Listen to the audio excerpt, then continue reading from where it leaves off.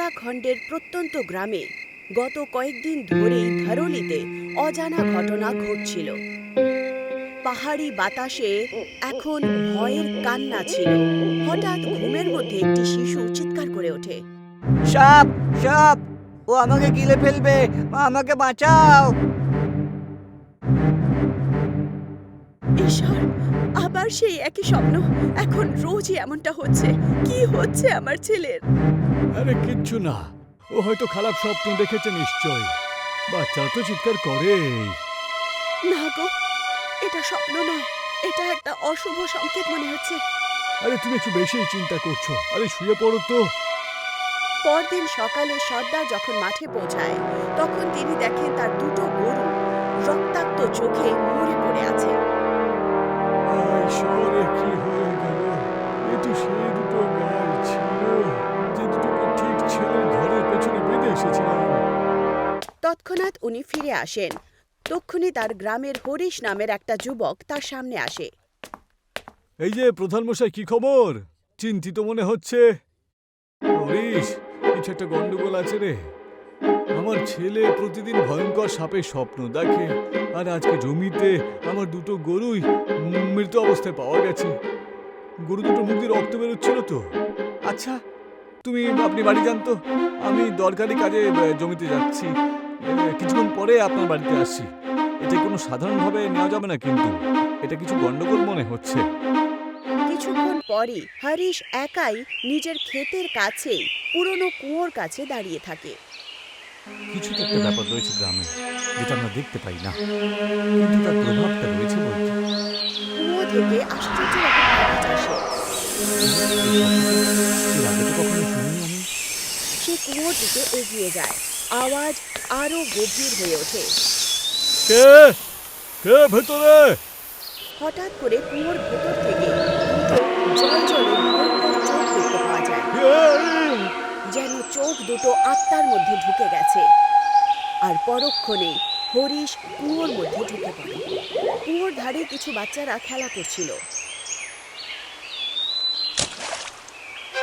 হঠাৎ চিৎকার শোনা যায়। মা, এখানে কোনো লাশ পড়ে আছে। গ্রামবাসীরা সঙ্গে সঙ্গে ওখানে পৌঁছায়। হরিশের লাশ বাইরে বার করা হয়। আরে এটা হরিশ, ওর পিঠটা একবার দেখো তো, এটা আবার কি? লাশের পিঠে পোড়া সাপের মতো একটা চিহ্ন ছিল। ভোলেনাথ, এ তো সেই ফনাটাই যেটা আমার ছেলের স্বপ্নে বারবার আসে। এখন বুঝতে পারছি, এটা কোনো সাধারণ দুর্ঘটনা না, এটা কাল ভুজন, সেই একই অভিশপ্ত সাপ যা শতাব্দীর পর বন্ধ ছিল। সেই মহিলার কথা শুনে প্রধান গভীর চিন্তায় মগ্ন হয়ে যায় আর নিজেকেই বলে ওঠে, আমার তো মনে হতো যে এরকম শুধু তন্ত্র কথাতেই হয়।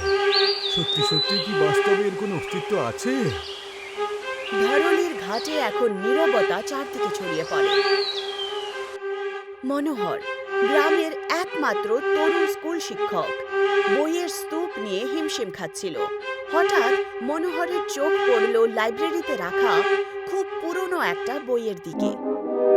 এটা আবার কি? প্রত্যেক 5 বছর অন্তর নাগবলি দেওয়া হতো, যাতে কালের ঘুম না ভাঙে। যদি বলি থেমে যায়, তাহলে ও আবার জেগে যাবে। সেই মুহূর্তে আগের প্রজন্মের ঝাপসা দৃশ্যগুলো মনোহরের চোখের সামনে ভেসে ওঠে। ছোটবেলায় শুনেছিলাম যে গ্রামে প্রত্যেক 5 বছর অন্তর একটা রহস্যময় বলি দেওয়া হতো, কিন্তু 25 বছর আগে সবকিছু হঠাৎ করে বন্ধ হয়ে যায়। কিন্তু কেন? মনোহর মোবাইল বার করে আর একটা নাম্বার ডায়াল করে দেয়। আরব, তুই আর প্রজ্ঞা তাড়াতাড়ি গ্রামে আসতে পারবি কি? হ্যাঁ, একটু বেশ অদ্ভুত ঘটনা ঘটছে এখানে। আরব আর প্রজ্ঞা কাছ থেকে নামে। কি অদ্ভুত এখানে নিরিবিলি, তাই না? যেন মনে হচ্ছে গাছগুলো ভয়ে পেয়ে রয়েছে। ঠিক বলেছিস আরব, এখানে তো মৃত্যুর মতো সবকিছু শান্ত। কিছুক্ষণ পর ওরা তিনজন রুমে বসেছিল আর সেই বইটাই খোলা রাখা ছিল। এই দেখো, নাগবলির পুরো প্রথা এখানে রয়েছে, প্রচলিত একদম। প্রত্যেক 5 বছরে বলি দেওয়া হতো আর কি, যাতে কাল ভোজন সবসময় ঘুমিয়ে থাকতে পারে। কিন্তু এই কাল ভোজনটা আবার কি? এই বই অনুসারে তো প্রাচীন নাগযজ্ঞের সময় নাকি কয়েকজন রাক্ষস আর কয়েকজন তান্ত্রিক মিলে তান্ত্রিক নাগমণি পাওয়ার জন্য বলি দেওয়া হয়েছিল। সেই বলি থেকে উৎপন্ন হওয়া একটা অভিশপ্ত সাপ কাল ভুজং। ও না শিবের সেবক নাকি শনিদেবের সহায়ক, ও শুধুমাত্র কালের শক্তির অবতার। ও যেখানে যায় সেখানে মৃত্যু একেবারে নিশ্চিত হয়। ওর শরীর পুরো কালো ধোঁয়া আর সর্পের শঙ্খের মতন দিয়ে তৈরি। ও মাটির তলা দিয়ে বেরিয়ে আসে। এটা তো অনেক পুরনো। এটা শুধু ধার্মিক প্রক্রিয়া নয়, বরং সমাজ শাস্ত্রীয় ব্যবস্থাও হতে পারে। কিন্তু এটা বন্ধ কেন? না কোনো ভয়ঙ্কর ষড়যন্ত্র। এটা হয়তো আমার পরে ডকুমেন্টারি হবে। কাল ভুজং, দ্য স্নেক উইদিন।